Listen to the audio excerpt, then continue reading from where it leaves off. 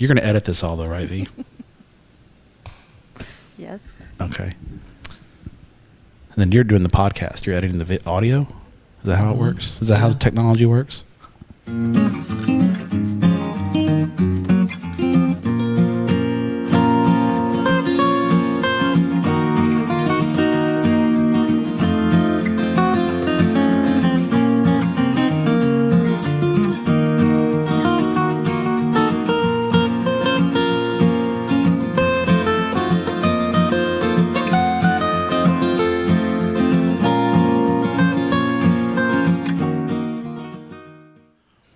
Tep and Stepp, your premium Texas high school football podcast from your friends at Dave Campbell's Texas Football and TexasFootball.com. I am the Tep Greg Tepper. And I'm Stepp, Matt Stepp. Thank you for being a Dave Campbell's Texas Football subscriber. We love you very much. Or thanks for being a freeloader. Yeah. Mm-hmm. Talking to you video people. Yeah. All you people who watch on Friday Watch for free. Friday. Yeah. Well, that's the way we're going to do this. Is it like the people who subscribe to the podcast and they get it early on Mondays? We're going to praise them about for how amazing they are, about how great they are, how attractive, frankly, they are, how smart they are, and all the people who are watching for free. I mean, thanks for watching. We appreciate you watching, but you should subscribe. It's a great deal. It is. Lots of games on Texan Live this week that you can be watching. It is. Matthew, this is your week 1 preview edition of Tep and Stepp. Does that mean we're doing a game draft? We made it. Yes. LFG. Let's go. By the way, Vianney Moreno's at the controls, making it sound good. Yes. Thank you, Vianney. Thank you for your courage. Hi, V. Okay.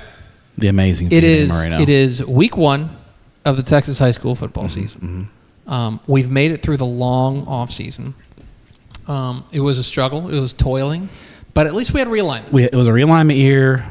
Makes it better. It does. Yes. But that is all behind us now, because now get real live football men playing football. And football. Football ladies. There could be some. There are some football girls, yeah. But I will tell you this. You and I, we're recording this on Monday, August 26th. In 4 days, 4 days from like right now, or 3 days. Yeah, 3 days. 3 days. We'll be on a little mandate. We will. We'll be on the road. We'll reveal that at the end of the show. Oh, now that is a lateral. Well, am I a pro or what? You are a pro. Come this on. is your week 1 preview edition of Tep and Stepp. We do thank you for being a Dave Campbell's Texas football subscriber. Coming up here in just a moment, the week 1 game draft. That's right. Been waiting all It's back. Season for I this. built my board. Got the whole board up and stuff like that. I'm just going to throw darts. Yes. I've got like a board over there. I'm just going to fire darts. But we will start, Matthew. Cleveland versus Spindora. Let's go. We'll start, Matthew, as we always do, with your Texas high school football fun fact of the week, presented A sponsor? by Community Coffee. Community Coffee supports and celebrates the thriving communities at the heart of Texas high school football. Community Coffee, strong as our roots. Discover more at communitycoffee.com. Drink Thank you, Community Community Coffee. How do you take your coffee? That seems like a personal question. Okay, all right. I was wondering if you took your coffee like Riley Dodge, pumpkin spice. No, nobody takes their coffee like Riley Dodge. I take my coffee black. Okay. Yes, I take my coffee. I don't drink coffee, but I may start now that Community Coffee is sponsoring this podcast. Now, Mrs. Stepp basically has milk and sugar with her coffee. Okay, yeah, she's one of those. Yeah, she's one of those kind of ladies. Matt Stepp, your Texas High School Bowl fun fact of the week. It got me thinking about when we were doing our 5A preview earlier, which subscribers heard.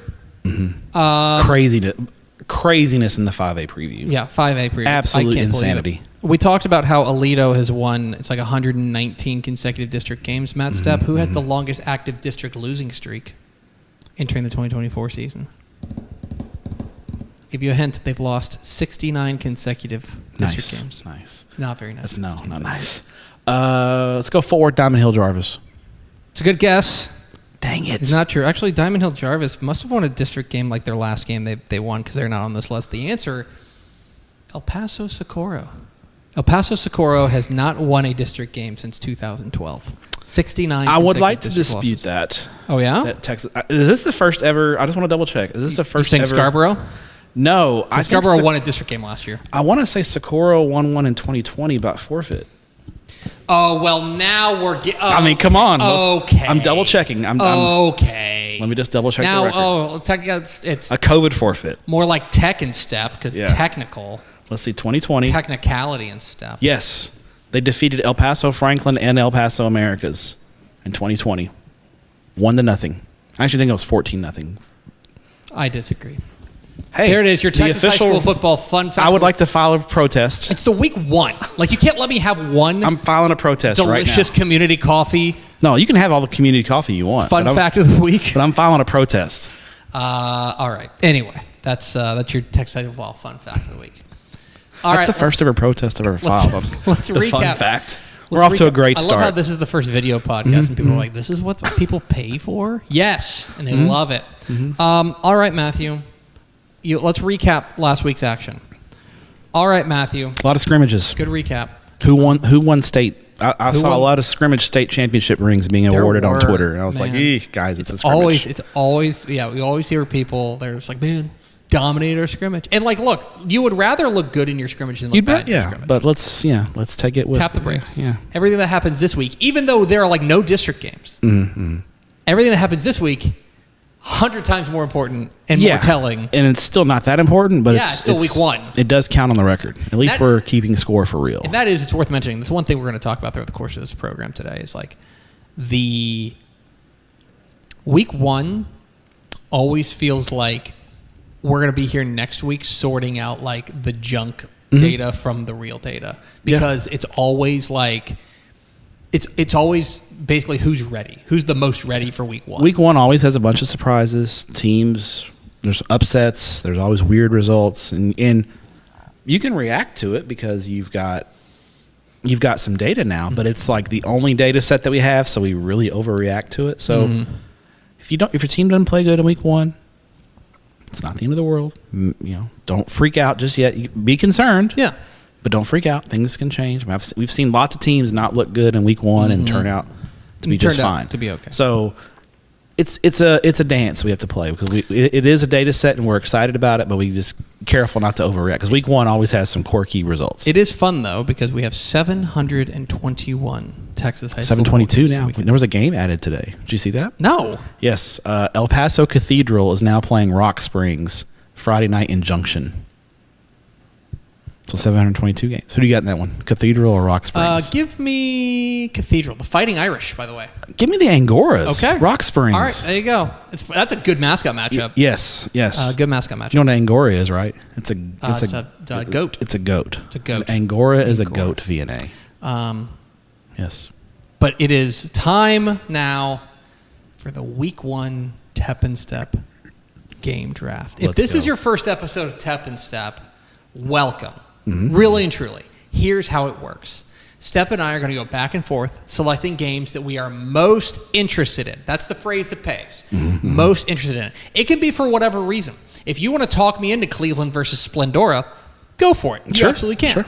But for whatever reason, we go 5 rounds back and forth, and then at the end of it, we will bring back America's most treasured segment. Hudson Standish's favorite segment. The Hipster Game of the Week. Yes. That's right, where we pick a game that's a little bit off the board, a game that you're not paying attention to, but you should be for, again, whatever reason. Yeah.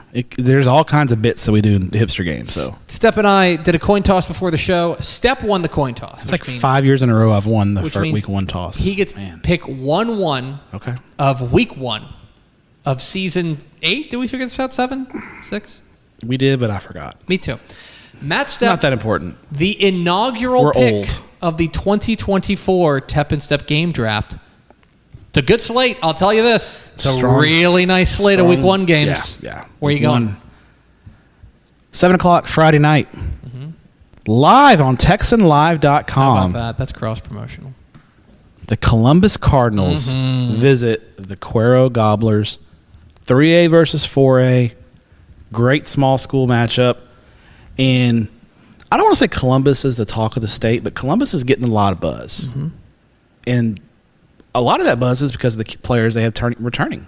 Mm-hmm. You know, you've got a TCU commit at Adam Schobel at quarterback. You've got a TCU commit on defense and John Schobel.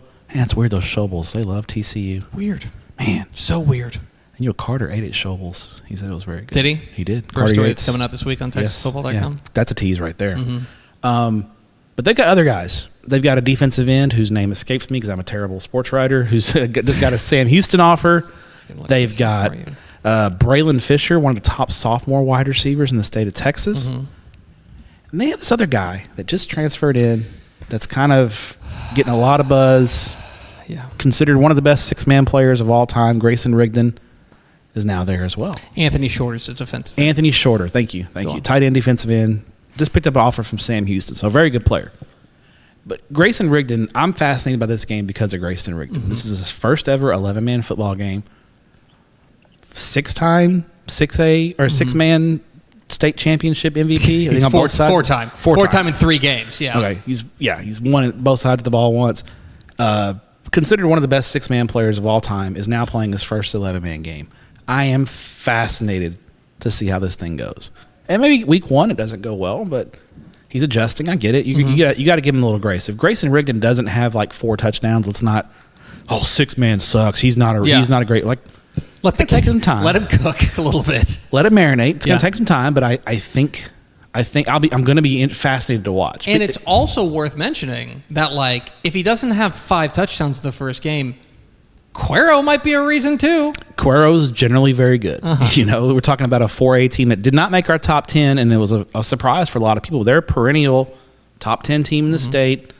I would say, even though they're not top 10, they're probably in that next tier of teams that, could be ranked. Mm-hmm. So they're always tough, and they're at home. So you have to think that and they're a bigger school. It's a 3AD1 playing a 4AD2. I think this is going to be a really interesting game, but I'm most fascinated because of Grace. I just want to see, number one, what position does Columbus use Grayson Rigdon at? Do they put him at running back? Do they put him at receiver? Is he returning kicks? Is he playing defense? And how Columbus uses him on offense, because they've got weapons. And Schobel operating that offense is his 4-year starter, coach's kid, NFL bloodlines, D1 commit. He's going to have complete command of that attack. So really interested to that. And Quero, very young team, a lot of new faces. They're going to be good up front. I'll tell you that. They're going to be very good up front. And defense. They break 7 starters back on defense. So Quero is going to have good team speed. They're going to be physical. They're at home. But I think in week 1, I'm leaning to Columbus, a smaller school, to get the win here. But I'm really fascinated by this game. I want to. This is one I'll be tuned into in the press box Friday night on my tablet. Computer's got this as a 1-point game, so it's very same thing. It should be. It's going to be fascinating, and I think a really nice litmus test for both teams. In that, for Quero, who's number 12 in our rankings to start the 12. year, I knew they were like 11 and 12 in that neighborhood. It's an opportunity for them to be like, oh no, we're for real. Like, we're going to go, and this would be a real feather in their cap if they can win it. Columbus, if you punch up a classification on the road against a top 12 team in 482, that's heady stuff. Yes, and they can really seal themselves as being in that upper crust of 381. That Columbus non-district slate is crazy. It's brutal. Belleville, LaGrange, and Madisonville. It's a gauntlet. All right. But yeah, Columbus Quero. I'm fascinated by this game, Tepper. Good pick. Matt Stepp, it's week 1, and so it's hard to get a playoff vibe in week 1 of the Texas high school football season. But I contend to you that I'm getting real playoff vibes from my first pick. Matt Stepp, 7:30 p.m. Thursday night. So, video people, when you watch this video, you're already going to know what happens because it's a Thursday night game. At Panther Stadium in Hewitt. It's actually Friday night. That's Friday night? Yeah, it's Friday night. Friday night. Never mind. I read it wrong. Well, it was originally scheduled for Thursday. They moved it. They moved it to Friday, yeah. Friday night. As the Belleville Brahmas take on the Salina Bobcats in a cross-divisional 4A clash that, again, it feels like a playoff game. Like these neutral are two site game. Elite teams playing on a neutral site. I think it's going to be a great game. Let's talk about Belleville for a moment. Belleville's fascinating. Coming off of last year's loss in the state championship game, if you look at the numbers, you'd say, boy, they got hit hard by graduation. Because they did. I think they bring back like 4 starters back on each side of the ball or something like that. But in a really strange like turn of events, what they bring back is like all of their star power. Yes, their key players are back. And they lost the worker bees. Yeah, they lost the worker bees. They lost the nuts and bolts. But they bring back D.D. Murray, their running back, who is spectacular. He's picking up some D1 offers. He's got a Utah State offer already. He's a dog. Mm-hmm. He's a dog. And they bring back Himothy. Yes. DJ Sanders. The monstrous defensive lineman there at Belleville.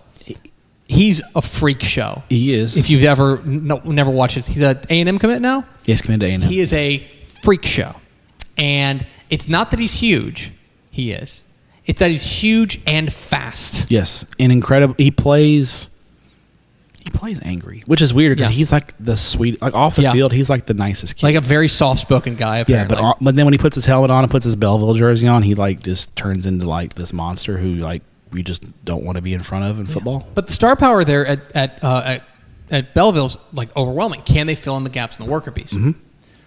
Salina's got legit state championship aspirations. And the reason why is kind of old school Salina.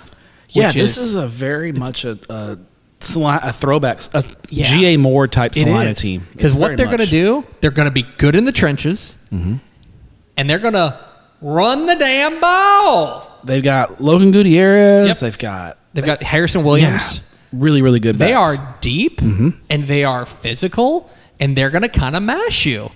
And it's very different from some of the Salina teams we've seen recently, but it's very like throwback for Salina. I'm absolutely fascinated to see if they can run at DJ Sanders. It's going to be a really interesting matchup. I'm absolutely fascinated to see this Salina defense, which did get hit by graduation, how well they can slow down the running game for Belleville. Slot T is the devil. Slot T. On a neutral site, on an opening Friday night, I think this game rocks. I lean to Belleville, actually, a little bit. Really? Yeah, Okay. I lean to Belleville. I'm really into. I think they've got the juice.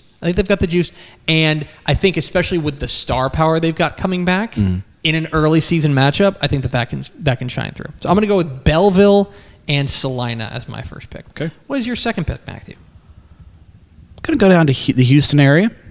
Nice weekend. It is Friday night at Turner Stadium in Humble, live on TexanLive.com. Company man. As Alvin Shadow Creek takes on Humble Summer Creek. Whose creek is going to rise? Boo. These two hooked up in the regional semifinals last year, or 2 years ago. 2 years ago, they played in the playoffs, and that was kind of Summer Creek's coming out party. They knocked off Shadow Creek, gave Katy a much better game than people thought in the regional final 2 years ago. Last year, that momentum keeps up. They get all the way to the state championship game. Summer Creek's established themselves as a real power in the Houston area. But Shadow Creek's been there before, too. This is the Shadow Creek program that has talent, but has, in 6A, I think, underachieved a little bit. I think that's fair. They played below their paper They had in really, a lot of ways. I think, because remember, in 5A, their first 2 years, state finalist, state champion. They move up to 6A, and I think the conversation was like, well, watch out. Like, here's the new power. And I think third round is as far as they've gone. Yeah, they've had some playoff disappointments, and they got new. And by the way, not to interrupt, at the D2 level, which should be more manageable. If they were running into Northshore, it's like, okay, that's one thing. Northshore's kind of had everybody's number. Yeah, exactly. So this is a fascinating matchup because I think even though Shadow Creek went through a coaching change, Tyrone Green, offensive coordinator, is now the head coach, replacing Brad Butler, who retired at a very young age. Yeah, I was going to say, let's work this out. If you can retire at the age of Brad Butler, I don't know how old he is. He looks like he's like our age. Yeah, he looks like he's early 40s, yeah. Like, he looks like he's our age. And then he, like, up and retired. I'm like, boy, good gig if you can get it. Tyrone, I asked Coach Green what Coach Butler is going to be doing this football season. He said probably spending a lot of time on the beach. So that rocks. Fair. Good for you, Brad Butler. Fair. We're rooting for you. Fair. Shadow Creek offensively and at the skill positions is as good as anyone in Texas. You've got 2 Baylor commits, Ja'Cory Watson and Ashton Jones. You got a Texas commit and Chris Stewart out there. And the great thing for Shadow Creek this year is Ja'Cory Watson doesn't have to play quarterback. He gets to move back to his natural position because JoJo Stewart, Fort Bend Hightower quarterback, has transferred over to Shadow Creek, and he brings experience. He's a 4-year starter and playoff experience to Shadow Creek. Defensively, Shadow Creek's pretty strong. Linebacker Anthony Williams committed to TCU. Kobe Sellers at corner committed to A&M. Loaded. Summer Creek lost some guys to graduation. You know, they lose Lloyd Avant. They lose the linebacker who went to LSU. They do have Chad Woodfork, TCU commit, who's really good. He's awesome. And I think Blake Thomas, Summer Creek's quarterback, as the year went on, and that playoff win over Hightower, Blake Thomas, late in the game, showed poise beyond his years. He really grew up in that game and led Summer Creek in that comeback. Very, very good player. Where I want to see Shadow Creek this week is physicality. We know Shadow Creek at the skill positions can get it done. Are they physical enough? At the point of attack, can they develop a running game, and can they be physical? That's where Summer Creek, I think, has a huge edge. Summer Creek may not have as much skill talent as Shadow Creek, but they're going to punch you in the face. They're going to be physical, and they're going to play good up front. That's where I think Summer Creek, especially week 1, may have an edge over Shadow Creek. Yeah, it's fascinating. And it's a real, because the issue for Shadow Creek has been they've always had these dudes, and they've always been pretty good, but not great in the trenches. Even when they went to the title games, that was kind of the book on them. Like in that title game against Highland Park kind of beat them up front. Yes. You know what I mean? They've always had dudes. Like, remember, who's that tiny quarterback? Jamarian George. That dude the 99-yard rocked. touchdown run against Highland Park awesome. in the state championship. They've always had dudes, but like they haven't been able to match up front. And that's kind of, I think, what has kept them, kind of kept the lid on them at the 6-man or 6A level.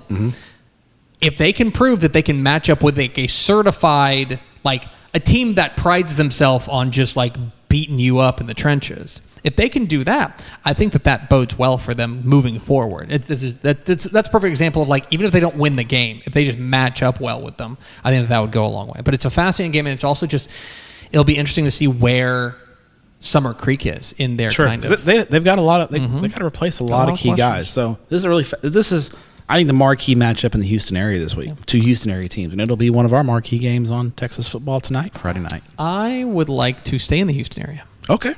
7 o'clock, Friday night, at Galena Park ISD Stadium in Galena Park, Texas, as the number 3 ranked Galena Park Northshore Mustangs in 6A take on the number 2 ranked South Oak Cliff Golden Bears. It's a long road trip. Getting on a bus. They're leaving at 9 in the morning on Friday. 9 a.m. Driving all damn day to go to Galena Park in a matchup of brand name programs that have really only been brand names for like the last 10 years or so. You know what I mean? Like, that's what's interesting. South Club, obviously, early, much more recently than North Shore kind of had some runs there, and David Amond, they were always kind of thought of as an underachiever under David Amond, though. And then when John Kay came in 2015, 2014, they kind of started 2015 when they won with the Micaiah Long at quarterback. They put a linebacker quarterback and won a title. Wow, what a cool trick! That was a cool trick. All right, so it's brand name. I probably don't need to sell you on this too hard. But let me dive into kind of the questions that I have. Sure. One of them is about South Oak Cliff, and specifically, who's going to score? They're going to be good in the offensive line. I was going back through the questionnaire that Jason Todd sent in, and he was talking about, like, LeJay's like, this might be the best offensive line we've ever had. They're really good up front. They're going to be excellent up front. Going to be very good on defense, not a surprise. Very good on defense, especially the front 7. Yes. Jaden Shelton, he's a dog at the linebacker spot. And then the Morgan kid moved in from Red Oak, Baylor commit. They're going to be up front. Their front 7, their defense. I have no problem. I have no worries. But in a weird turn of events, they're just like, from a class perspective, they're just in between classes on skill guys. A lot of questions. They don't have a quarterback. They think they do in Carter Kopecky. A running back, we don't know. DeMond Williams is probably going to get the run with the ones. Receivers wise, like Jalen Moore is probably their best guy, who was like I think their third receiver last year. Yeah. Like they just have a lot of questions at the skill position spots. Somebody's got to score for them. And now I will say this about South Oak Cliff. We had some questions like this last year. And really, actually, more acutely, we had questions like this in 2022.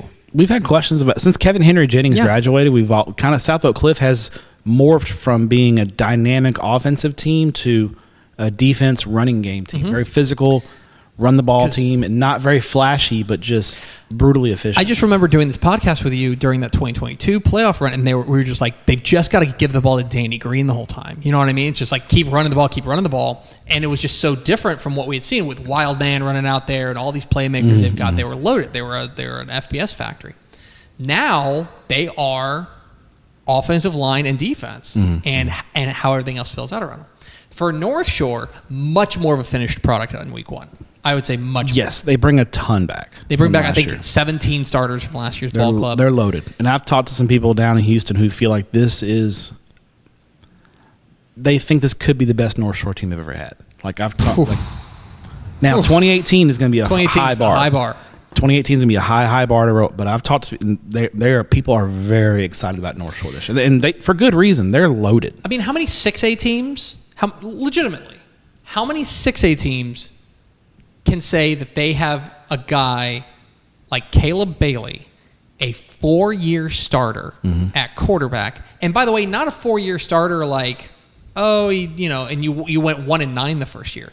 Like the man has played in 2 state championship games, right?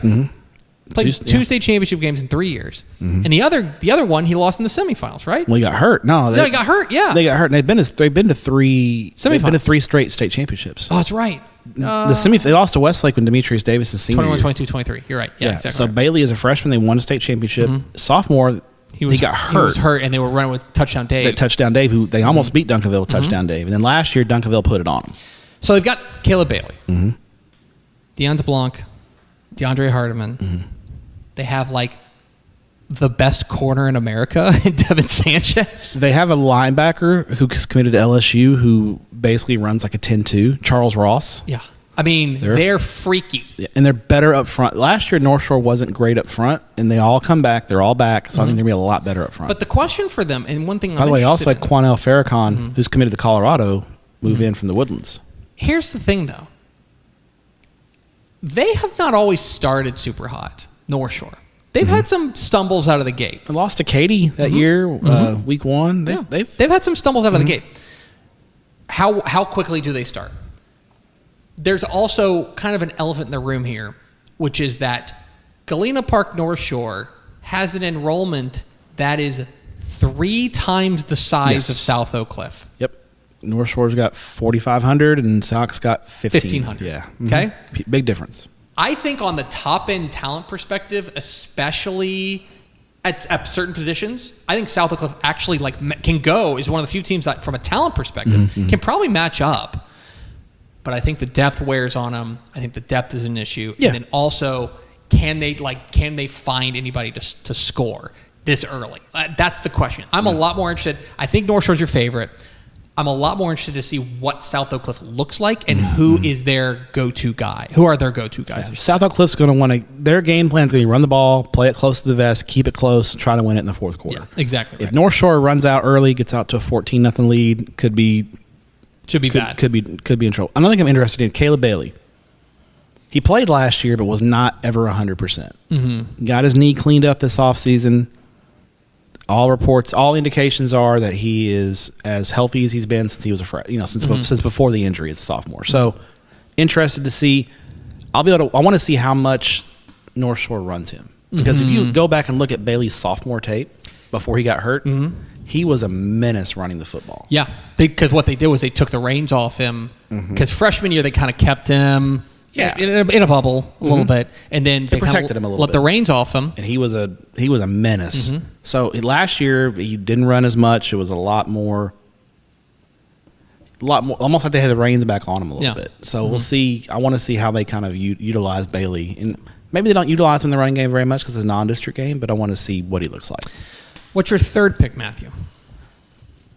Tepper, I love a good Beast Texas football. You do game. love a good I was Beast just in East Texas last week. JUCO Stepp made an appearance. You were, yeah. I love JUCO Stepp. Yeah. Friday night in Panola County, in the woods, as a great man once said. This game's hot. Yep. Shout out to my boy Gabe Brooks from Carthage as the Kilgore Bulldogs visit Carthage to take on the Carthage Bulldogs. These two teams do not like each other. And they're both same school colors, red and white. They're Bulldogs. A lot of similar. The communities are very similar. Mm-hmm. I think there's begrudging respect between the communities. Mm-hmm.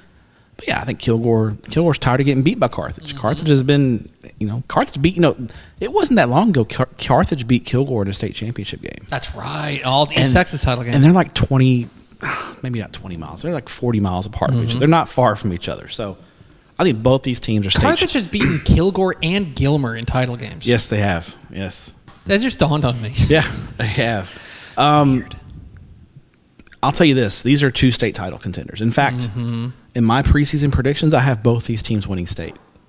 Kilgore in D1 and Carthage in D2. Saucy. Last year, this game went down to the wire. Jet Surratt, Carthage quarterback, in his first start as a sophomore, had some struggles against that Kilgore defense, but Carthage found a way, pulled it out. Kilgore's defense this year is going to be elite. Mm-hmm. I've been told by multiple folks that this Kilgore defense is dynamic. Defensive line ferocious. They got Jaden Sanders, the Michigan commit. I believe he's committed to Michigan. I believe didn't he commit to Michigan? Sounds right. And Michigan getting some Texas kids. They got Andrew Marsh and Jaden Sanders. As the son of a Illinois Fighting Illini, I cannot sign on to that. Understood. And you saw Jaden Sanders up close and personal in state 7-on-7, and he's good at football, isn't he? Yeah. All right. I'm going to give him the official Tep and Stepp stamp of approval, stamp of pretty good at football. Yes, he's elite. That Kilgore defense is good.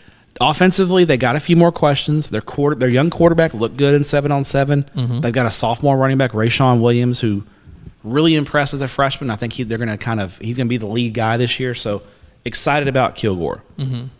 Carthage, when they don't win a state championship, they typically come back with a vengeance. Yeah. And they have vengeance in their mind, and they are loaded. Surratt and KJ Edwards on the offense have got a good group of receivers. Maybe they're still trying to find that guy at receiver. Yeah. They don't have the number one that's emerged just yet. But I think in a Scott Surratt offense, a number one will emerge. Defensively, I expect Carthage to be as good, if not better, than Kilgore. Their linebackers, Clayton Ingram. Mm-hmm. Remember that name, Ingram? Mm-hmm. There's an Ingram. Carthage, yeah. DeQuivis Beck. Linebackers, outstanding. Carthage is going to have great team speed. They're going to be physical. Carthage is a complete football team. Mm-hmm. I don't know if Kilgore in week 1 is quite as complete as Carthage is. So that's why at home, I lean to the Bulldogs. I lean to Carthage in this one. Real bold. But I think Kilgore keeps it close. They almost always play Carthage close. It's going to be a physical football game. But I like Carthage. I just think Carthage at this point, week 1, a little more complete, especially on their offense. I think Kilgore's offense is still a work in progress, and I think eventually Scott Surratt's going to dial something up, and Carthage is going to make a play late. Let me see if I can run this down, like their game history with Kilgore, because I tend to think you're right. Yeah. 3-point win last year. They kind of kicked the dog out of them in 2022. Mm-hmm. Beat them in 2020 by 20, but there was a 7-point game, 7-point loss, 3-point loss. It's a lot of close games between Kilgore and Carthage. They typically play close. I think it's a one-score game. Yeah. I'm just leaning. I just think Carthage is a little more complete in week 1. I think if they play week 11, I might take Kilgore. But, week 1 and go Carthage is the more complete team. The last time Carthage missed a title game in consecutive years, 2015, 2016. Think about that. Yeah. They've never, they have not gone 24 months without playing in a title game. Must be nice. Yeah, seems cool. Yeah. Seems very cool. All right. My third pick, Matthew. Let's go. Yeah. Let's go to Central Texas. Okay, Super Centex. 7:30 p.m. Friday night at Cougar Stadium in China Spring. Okay. China. As the China Spring Cougars, newly into 3A or 4A Division II, take on the reigning 4-time state finalist, 2-time state champion in that span, the Franklin Lions in a game that has to be like nobody. They couldn't find anybody, and they were the last guy at it was the last like school dance, and you're like, hey. last people at the dance. Like, I guess we'll dance. Yeah, been there because before. I don't know why. I mean, I get why you would sign up for this, like iron sharpens iron, and Sure. like certainly like Tyler Beatty and Mark Fannin, like the coaches at China Spring and Franklin respectively, like they want to challenge their teams. But I would just be such a wuss of a high school football coach. I'd be like, we're going to go 4-0. Tepper's non-district schedules this school for the blind. Schedule JV. Yeah. It's going to be great. Eagle Pass JV. Yeah, it's going to Eagle Everman Freshman B. Everman Freshman B. Yeah. That's going to be our big showcase. Lake Dallas 8th grade middle school team. You know, my son's elementary school team, stuff like that. Poor Hank Teppers is getting trucked. Poor kid. Trucked by some 17-year-old. Anyway, Jaden Jackson like running the slot tee, and Hank's trying to figure out how to slow it down. I'll tell you this about what Franklin. a visual. Franklin, who runs the slot tee. The slot tee's a devil. Mm-hmm. But remember, the last time we saw them, the slot tee was getting befuddled. The slot tee was getting kind of Malakoff shut him down. Put into a locker. Malakoff did a great job in that state championship game, no doubt about it. Now, this is another reminder. One of the things I love about week one is that it's a nice way to remind people that, yes, they still have eligibility. Guess who's back for Franklin? Let me guess. Jaden Jackson. No. Is a senior. And you may remember him from his sophomore year where he was truck sticking fools. Yes, a large child. Jaden, I wonder. Large boy. I wonder what he's listed as. Did we get a height and weight on him in the magazine? Good question. That's a noble I'm going to guess it's 6'2", 230. You're listening to live coverage of me looking up what Mark Fannin listed as Jaden Jackson's. Now, Franklin lost some good players. Devin Hadrago signed with TCU, I think. The linebacker tight end was, I think, went to Tarleton. He went to Tarleton. They lost Braden Urey, Major Kimbrough, who good really good on players. Defensive stuff. But 6 foot 220. 6 foot.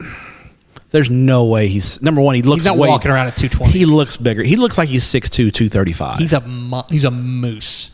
Yeah. And poor mom's grocery bill. Like a fullback in the slot tee. Yeah. He's a dog. And by the way, offensive line gonna be pretty good. And he's not alone in the running game. No. RJ Fulton's pretty good. Bubba Jackson, his younger brother. Look, you got a running back named Bubba. You're gonna be good. Their offense is gonna hum. So here comes China Spring. And China Spring is in an interesting spot kind of in their kind of history because they're dropping down to 4A Division II. Mm-hmm. That's good. They're into a very difficult district. That 12-4 AD2 is brutal. And they now begin life without Cash McCollum. A lot of questions in China Spring. A lot of questions. Did not make state 7-on-7 this year. Oh, I didn't even notice that. Did not make it. Now they've got some dudes. Matthew Battles is kind of like their do-it-all star. Mm-hmm. They're going to be pretty good. I think the defense is probably going to lead the way early. They strike me kind of. They kind of strike me a little bit like we were talking with South Oak Cliff. Offensive line looks like it'll be okay. Mm-hmm. Defense, I have some faith in. Tyler Beatty. I think China Spring's defense their front seven's going to be really good. Pretty good. I don't know who's going to score. That's the thing. I don't know how they're going to operate offensively. They lost a lot of firepower. And for Franklin, this is a defense that brings back 5 starters from last year's team. They've played at a high level. I think I lean to Franklin here, even on the road. I think stopping the slot tee in one Now they've had all offseason to prepare for it. So if you want to play the slot tee, it's a good. This is a very similar game to Columbus and Quero, where the 3A team has the bigger names, has more returners. And the 4A team has a lot more questions. So very similar kind of a vibe in that game. All right, so I lean to Franklin as well, though. I'm going to take Franklin and China Spring. I think Franklin's a little bit more complete, and they've got the single individual best playmaker on the field in Jaden Jackson, plus a running back named Bubba. And the official stance of Stepp is we don't pick against running backs named Bubba. Sure, I agree. What's your 4th pick, Matthew? Let's go to the DFW area. We haven't really been. We talked about South Oak Cliff a little bit. We haven't talked Salina. About in Salina. We haven't done a game in DFW yet. Well, I would like to interest you in a game Friday night. I don't know which stadium it's at in Frisco, but it's knowable. The Argyle Eagles This is take on a good the one. Frisco Lone Star Rangers in a juicy season opener. You got Division II state title contender Argyle. Mm-hmm. You've got Lone Star, who I think expects to be a factor in the Region 2 race in 5A Division 1. A lot of firepower in this game. Let's start with Argyle. I think outside of Prosper, Toyota Stadium. at Toyota Stadium, okay, on the grass. Outside of Prosper, Argyle may have the best offensive line in Texas. They are massive. They are road graders. There's a couple other offensive line. I might Argyle's throw in like discussion. P&G. Yeah, P&G. Trinity's going to be. Trinity's stunner. Yeah. But they're in the your discussion. point is well taken. They're I'm not trying to be. And in 5A, they may have the best 5A offensive line. Yes. Unbelievable. They got a veteran quarterback now, McGuire Gasperson, who I think really grew up. You know, you remember last year Argyle, they played that season opener against Melissa and just got housed. They figured it out late in the year. Gasperson got better and better as the year went along. I think he's going to be great. He's working behind that great offensive line. They got two really good receivers. Will, and I'm butchering his name. Blake Jones is going to be mad at me. Will Krizak. And then you got Julian Caldwell, dynamic offensive targets.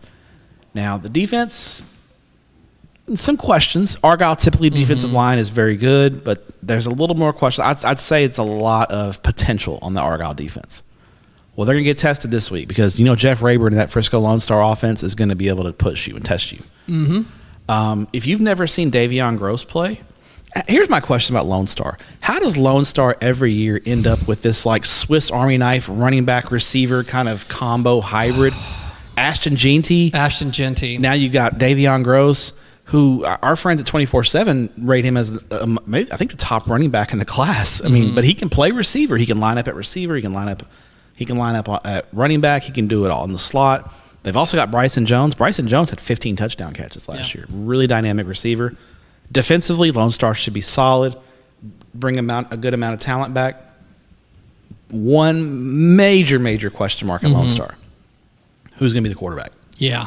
That's a big question mark. They're basically a quarterback away from being in that like upper Alito, crust. Yeah, like they would be I think if Lone Star can answer the quarterback question, they can play for a state title. They're that good everywhere else, but the quarterback, big question mark. And I don't know if, and maybe, you know, Coach Rayburn's probably being coy and hasn't really revealed it. At least he hasn't revealed it to me. I haven't talked to him in a while, but I know the last time we talked, he mentioned it was still a battle.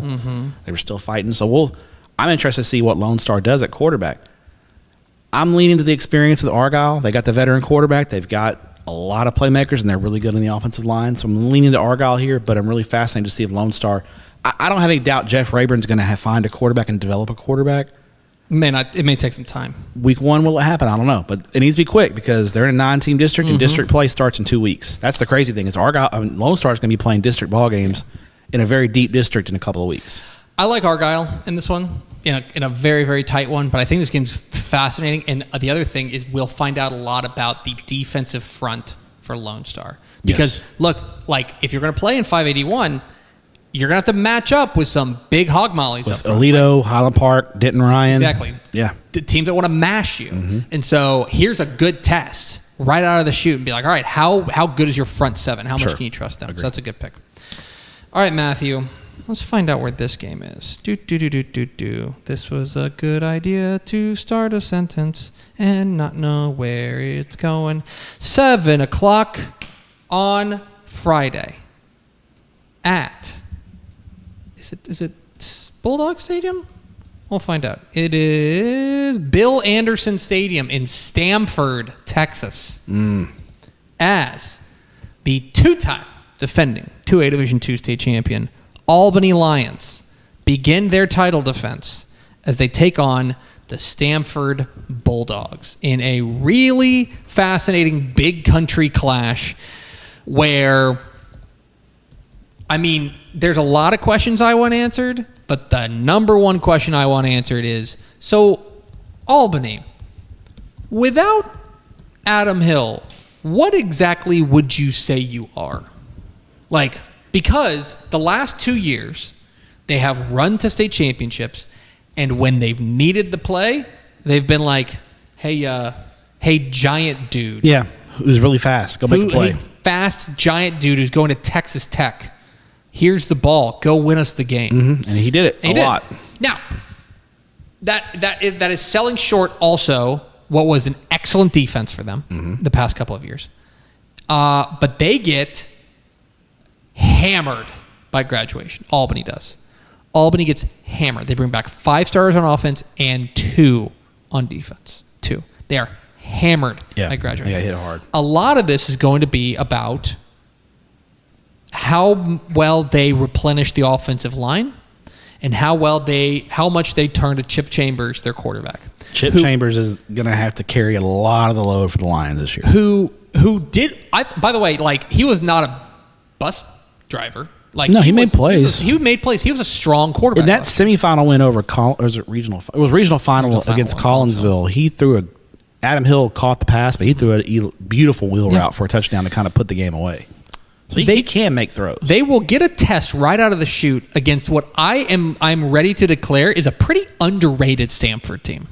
I think this team has an opportunity to make some noise. I think I have Stamford in my state championship game in 2A. Do you really? Yes. Okay. Now, not underrated to Matt Stepp. No, but I can't call them a hipster pick because they are rated highly.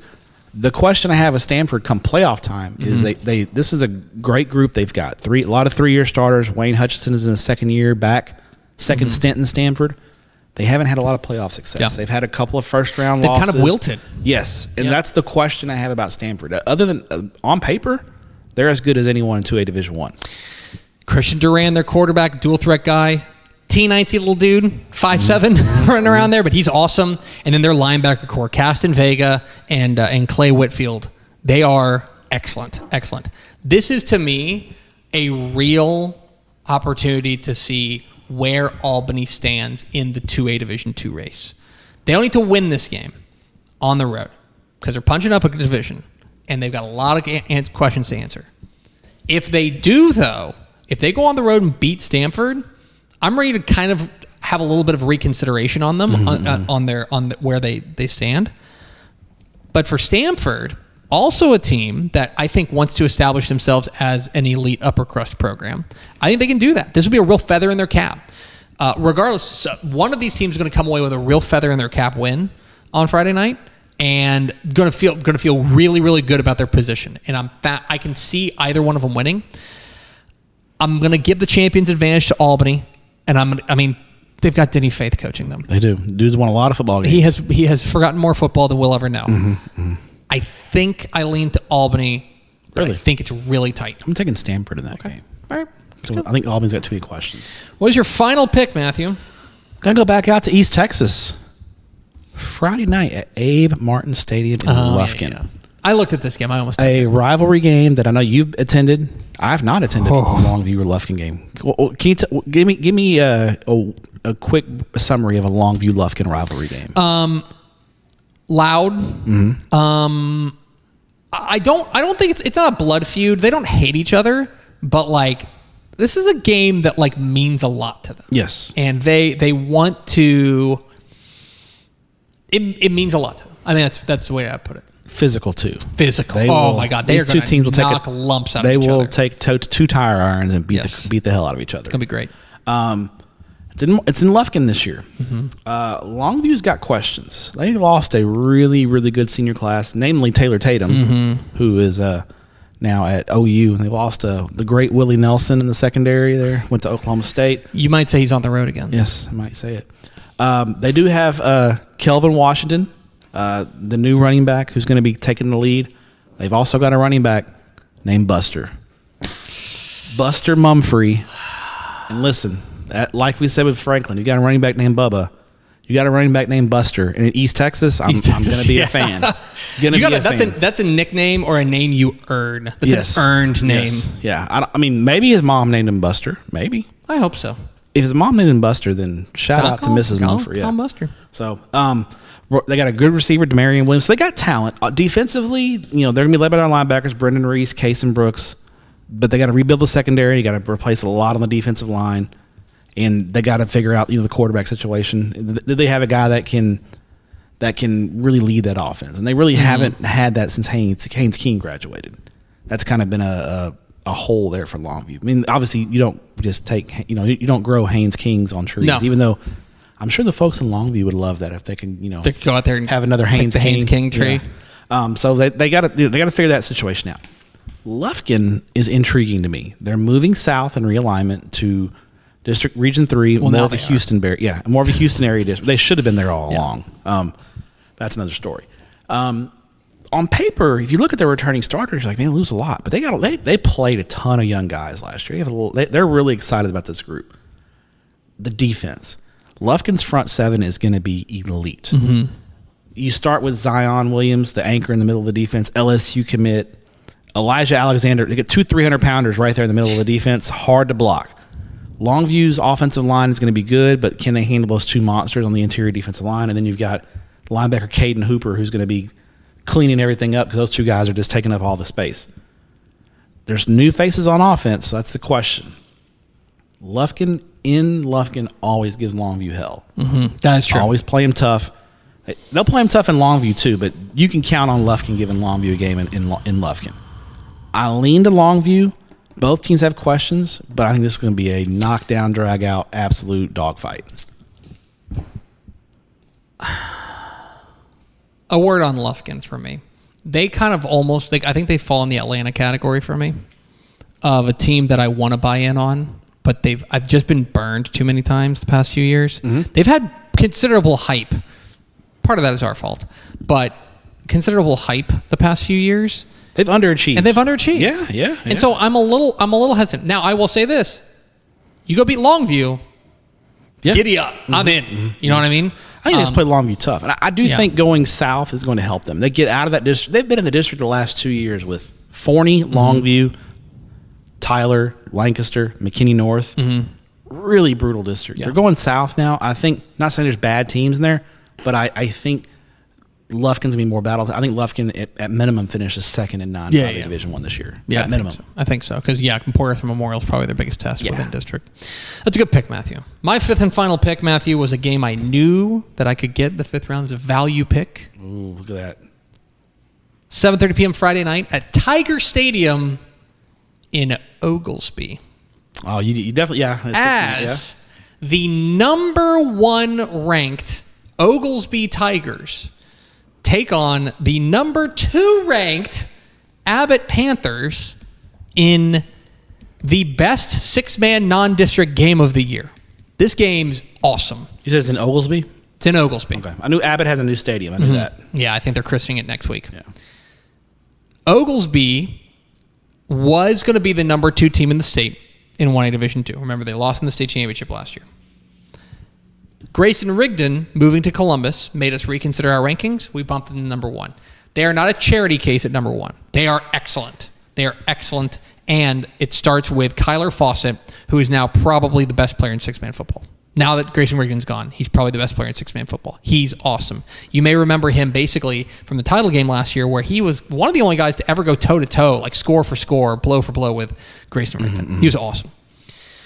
Abbott is the number 2 team.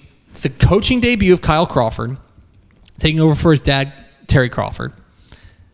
And he inherits a team that is ready to contend, like ready to go the distance. Riley Sistala, Joey Pavelka, they've got dudes. This is a real litmus test for where these teams go. This is a signature win for one of these teams. If Abbott goes and beats them, then they can say, we can take anybody. Like, we're the chief challenger to Gordon in 181. If Oglesby beats Abbott, then Oglesby says, you come at the king. We deserve to be number 1. Dave Campbell's was super smart. They're so smart and handsome and wonderful. They are. Yeah, we are. That's the real question here. Is there's a lot on the line here. It's a real measuring stick game. In 6-man, per usual, I lean towards the team with the single individual best playmaker. That's Kyler Fawcett. I think Oglesby's your favorite, especially at home. But this game is awesome. It's a really, really good week of 6-man football. Jayton and Westbrook's going on at the Jayton Jaber Classic, too. They have that. I was wondering if they have that again this year. Yeah, Jayton's got their Classic, and Jayton and Westbrook's the real headliner there. So, anyway, there it is. Your week 1 game draft. Stepp took Columbus and Quero, Alvin Shadow Creek, Humble Summer Creek, Kilgore and Carthage, Argyle and Frisco Lone Star, and Longview and Lufkin. I took Belleville, Salina, South Oak Cliff, Galena Park, Northshore, Franklin, China Spring, Albany, Stamford, and Oglesby, Abbott. That is strong week. Beefy draft. By the way, apologies to like Cibolo Steel, Liberty Hill. Brennan and Reagan, San Antonio. Mm-hmm. It's a really good. Canateo, Pebble Hills, I'm into. Yeah. Very into that game. North Crowley, Lancaster, Saturday. We'll talk about that probably at the end. Westlaco, Harlingen, I'm into. Dripping Springs, Vandergrift. Mm-hmm. It's a very, very big yeah. week. But there's only 10 drafts. Corpus Christi Miller and Corpus Christi Vets. Yeah, that's a lot of great games. Anyway, can't be. I wish I could be in like 20 places at once. Now it's time for the return of the hipster game of the week. That's right. This is when we select a game that is a little bit off the beaten path that we need you to be paying attention to for one reason or another.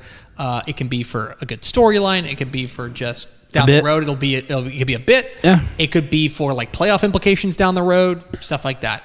Matt Stepp, what is your hipster game of the week? Friday night in Abilene at Hardin-Simmons University as the Wellington Skyrockets take on the Alpine Fighting Bucks. This is a weirdo game. It's a weirdo game. You got a really good. Wellington's got a lot of high hopes in 2A Division II. They've got a loaded running game. The Skyrockets are a cool mascot. Like who doesn't like? Who wouldn't want to be a Skyrocket? Like that's a cool mascot. But they're really good too. Alpine, second year under head coach Andy Smith. It's our favorite town in Texas. We love Alpine. We wish we could move the office to Alpine.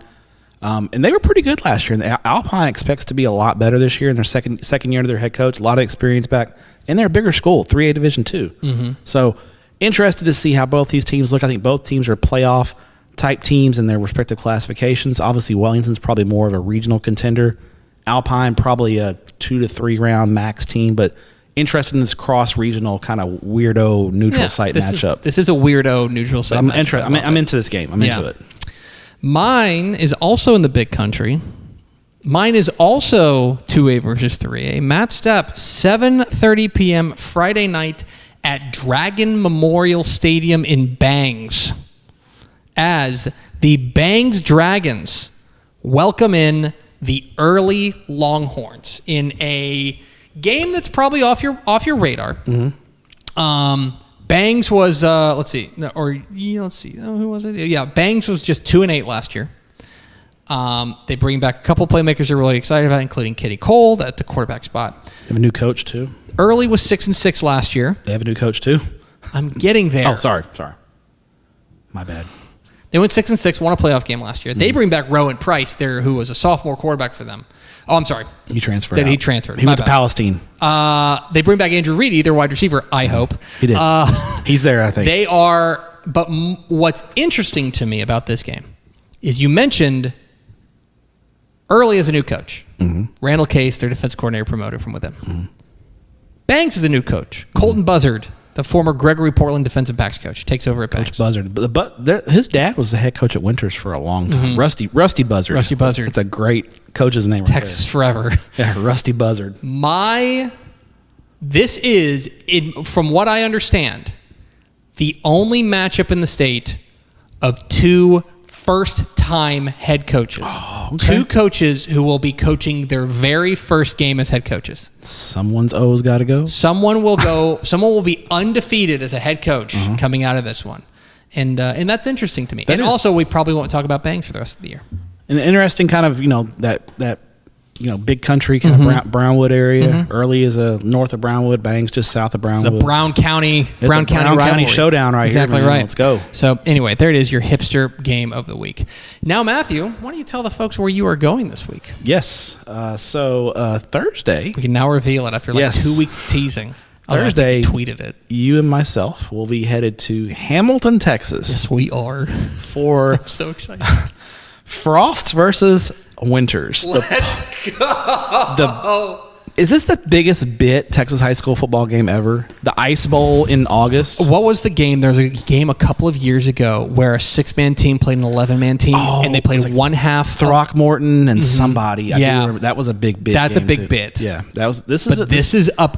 Also in the big bits is when you do the playoff game in New Mexico. Yeah. Between like an El Paso team and the Panhandle team, and they meet in New Mexico. Big That's bit a bit. energy. But this is big bit. This is energy. up there. Yeah. And so we're going to be there. We're taking the Dave Campbell's truck into Hamilton. So if you're going to be in Hamilton, look for the Dave Campbell's truck. You can't miss it. We're pre-gaming at Storms. Yes, we are. We're going to Pickle would kill us if we didn't go to Storms. Oh yeah, she would. Clip that VNA. Pickle would kill us if we did not go to Storms. Absolutely true. And if you want to sponsor Tep and Step Storms Hamburgers, we'll take you. Call us. So that's our Thursday game. I'll be testing out some new equipment Thursday too. So thoughts and prayers. Thoughts and prayers.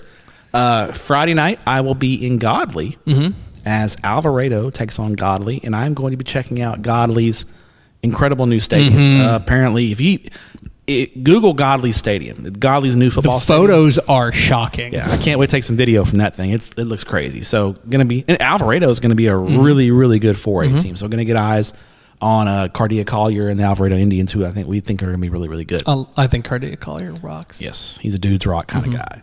And then Saturday, doubleheader at 2:00 at the Star. The Star. Shout out Max Thompson for that one. Poochie, As the Poochie. Lancaster Tigers take on the North Crowley Panthers, and live on Texan Live. Dang right. And a little disclosure here: I will be on the call for that game. Yes, doing color. Me and Grev. Oh my gosh. Matt Stepp, Greg Powers. That's too much. Too much manliness. That is too much man. Yeah, on the call. James Tritley is going to have to try to wrangle us. Yeah, he'll be the professional broadcaster. Me and Powers be doing bits. And then Saturday night, I'm going to head up to Melissa. Stop at Buc-ee's maybe on the way. As the Melissa Cardinals take on Little Rock Parkview. Saturday night. When's the last time you saw an out-of-state team play? It's been a little while. Since you told me you were like, hey, do you know, because we got some our friends. It's the Wipeout Kids Cancer. Yes, Wipeout Kids Cancer, which the official take of Tep and Step. We'd like to wipe out kids cancer. Thumbs up to wiping out. We kids would like cancer. to wipe out kids cancer. Yeah, it's been. I've seen some out of state teams play, especially remember when they had that Labor Day Classic at AT&T Stadium. And I went to Shreveport once and watched like Longview play like Bossier City Parkway and John Curtis. So I've seen some out of state teams play. Okay. But yeah, so Little Rock Parkview Melissa Saturday night. So a nice 4-pack of game. I think I'll be hanging out with Mike Roach Saturday night. I think Roach is coming. Yeah. So. Good for you. All right, and now it's time for our new segment here on Tep and Step. Now we're on video, and we have a producer's first time we actually have a real producer. Producer. You fired time yourself. For a segment we're going to call "What Did VNA Write Down?" Oh my god! And here to tell us what she wrote down is our producer VNA Moreno. Just give us a couple of. What'd you write down? I wrote a lot of things down. Give us like 2 highlights. Okay, let's see. 3630. Big boy. Big boy. That we'll say that he's a big boy. Big boy. Let's see what else. 1544. Himothy. Himothy. Yes. Yeah. Himothy, I think TJ Sanders was Himothy. Yeah, That's right. yeah. You got one more? Let's see. 1629. Salina. Old school Salina. Yeah. Wait. Oh, yeah, another one. Slot T equals devil. Yeah. Slot T is the devil. See, you're learning VNA. VNA, if there's one thing you couldn't take from this podcast. Yes. Slot T is the devil. That's right. There you go. Yes. That's going to do it for us. Thanks for being a Dave Campbell's Texas Football subscriber or cheaping out and watching it on Friday. Stepp, thanks for your courage. Thank you. Talk to you next week on Tep and Step.